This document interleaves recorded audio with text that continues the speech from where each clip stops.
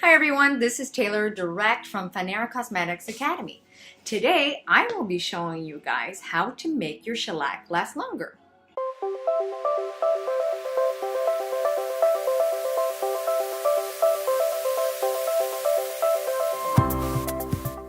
So I have been giving my hands to the test. I'll show you a few pictures. I've been wearing this product for 2 weeks.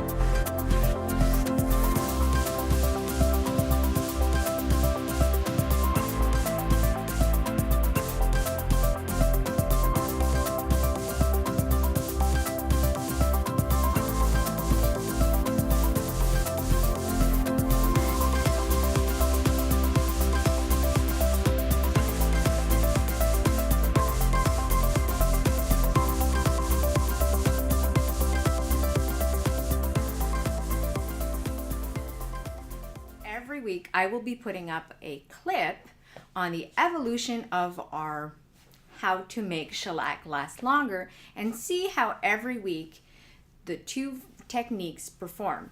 So what's the difference between actually applying the real shellac technique or if we switch out their base and add ours, how much longer will those nails stay?